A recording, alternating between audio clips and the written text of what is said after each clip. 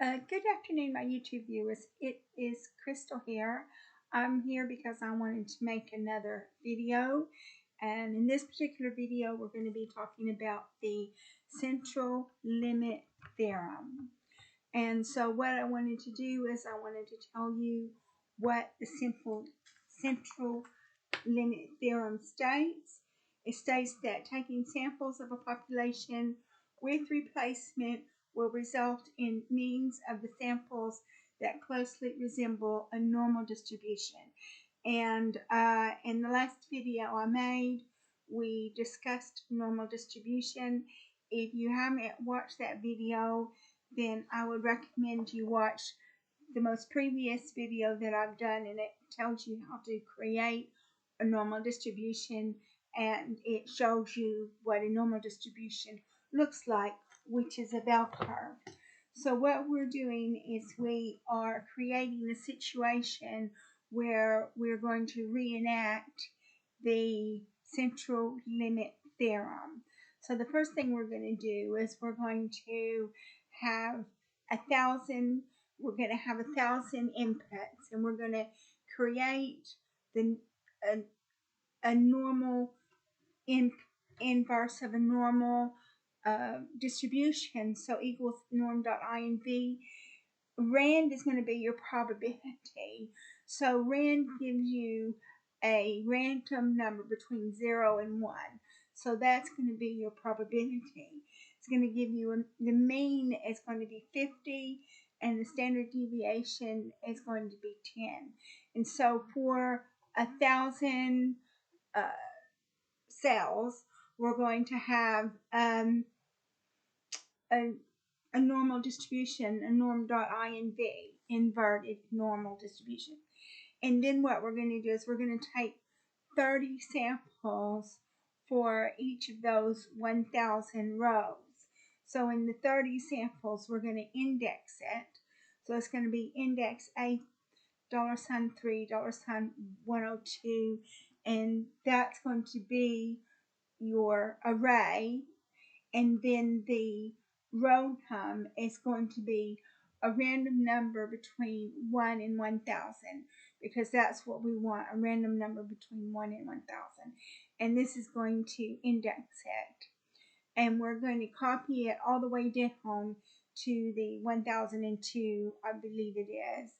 It's 1002. So we're going to copy that all the way down to 1002. And then what we're going to do is we're going to do that 30 times to have 30 samples. And the thing is the $A, $3 to $A, $102 indicates that that's an absolute reference. So it's not going to change. If you move the cells, it's not going to change. So we do this 30 times for 30 rows of data. Okay, so we do this, and what we're doing is we're recreating the Central Limit Theorem. So we do this for 30 rows of data, and then we get the means. And then what we do is we get the means of all of those rows of data.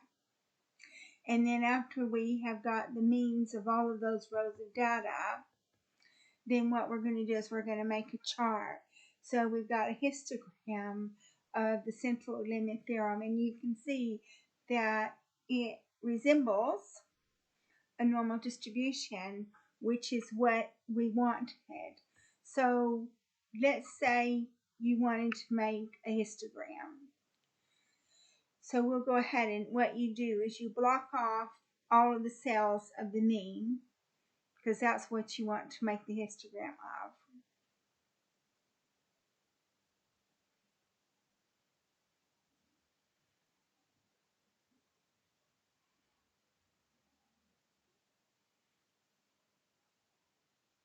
And we're just blocking it off. It's taking a little while to do it, but we're just blocking everything off because that's what we want. We want this is what we're going to make a histogram of.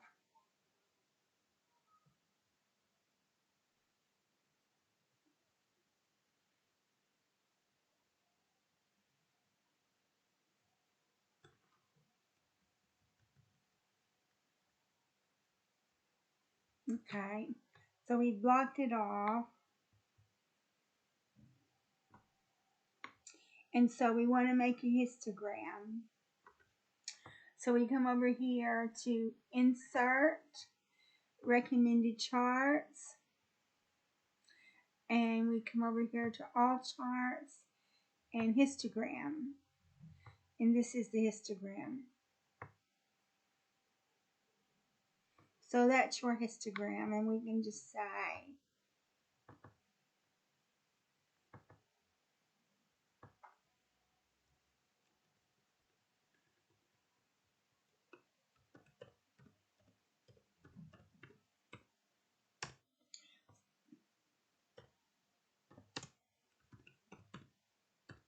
so we'll just say histogram of means. So that's it. So this histogram looks, well, you know, they both look the same, but I sort of like that one best.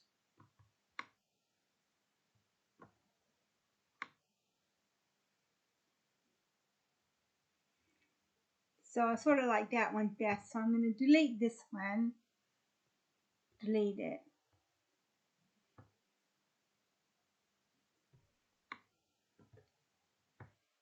I'm going to delete it. So this is the histogram that we're going to keep, because I like that one a little bit better. Okay, so we've made a histogram of it, and you can see that the histogram that we created resembles a normal distribution, which is what we wanted in the first place.